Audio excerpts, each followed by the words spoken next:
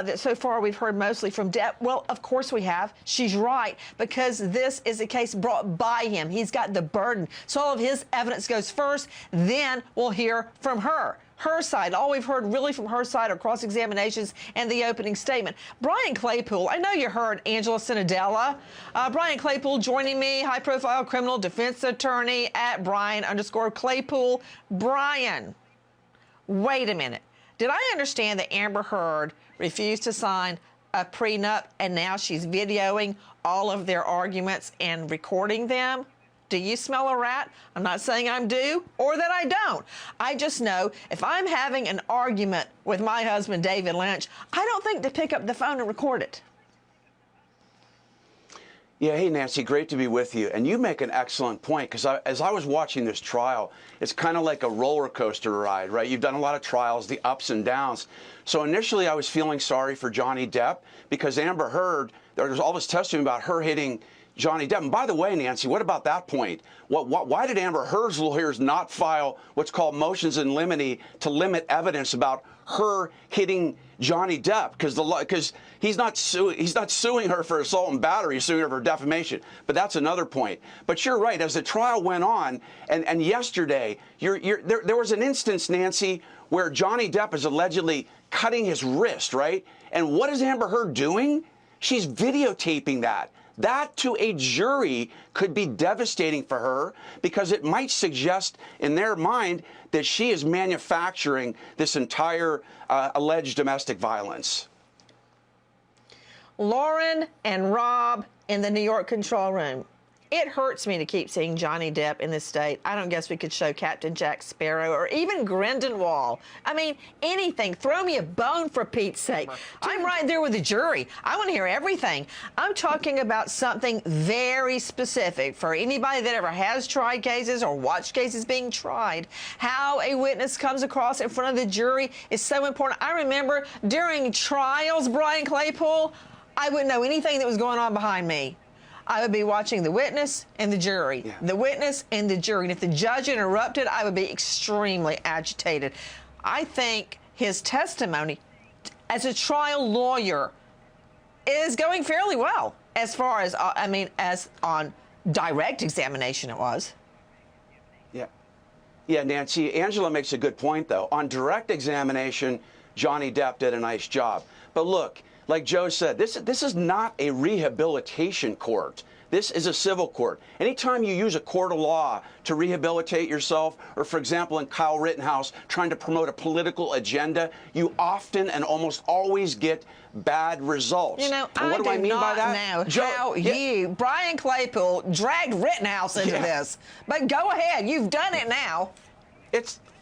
It's the same, because in Rittenhouse, you're using a courtroom to promote a political agenda. And now what Depp did here is he's using a courtroom to rehabilitate his reputation. But like Joe said, here's the collateral damage from Depp doing this in a courtroom. On cross-examination, he actually lied about drug use. He signs a form saying, no, I haven't done any drugs. Then he admits in audio and video he's doing drugs. So that's bad on cross-exam. But look, at the end of the day, I don't see how he proves any harm, because like Joe said, if I'm Disney, I'm not hiring Johnny Depp because of his partying, his drug abuse, etc. And one more point, Nancy, I wouldn't be surprised down the road if you saw a major studio like Disney or somebody else who was hiring Depp during these years he's now admitted drug abuse to possibly get some money back from him that they paid when he starred in those movies.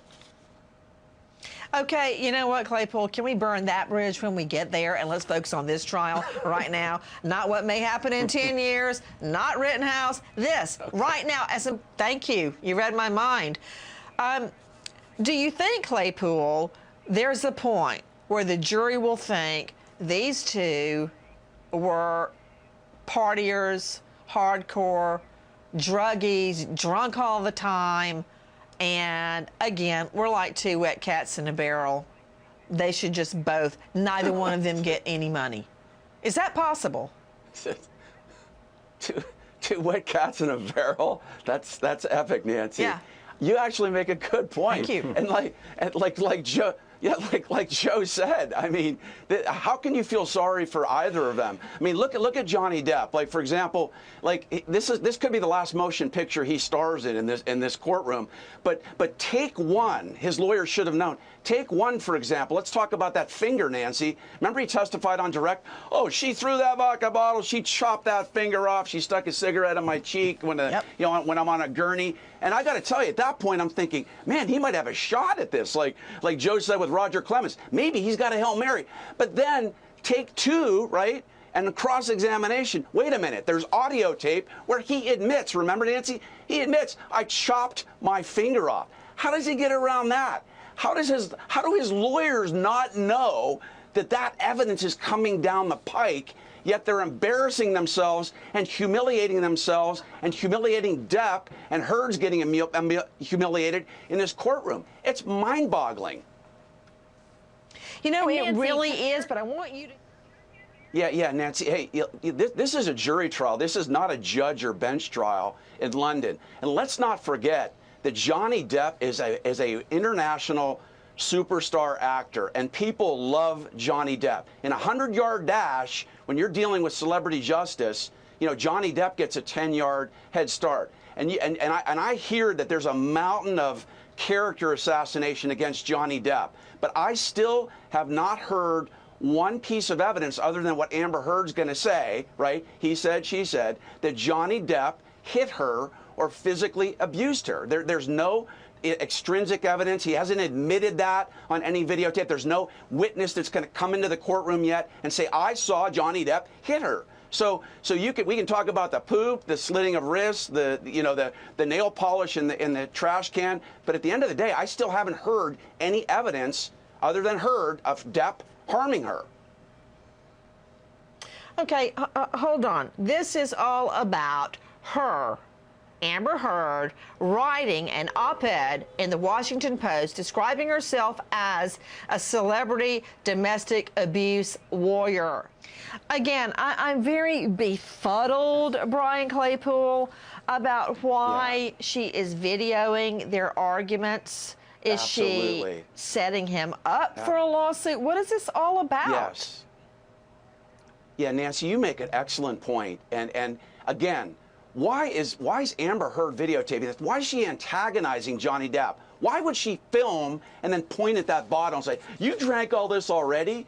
Why is she filming and audio taping when Johnny is allegedly trying to kill himself? Do you really care about this guy? Do you love this guy? Do you want to help him? And you're sitting, why aren't you calling 911?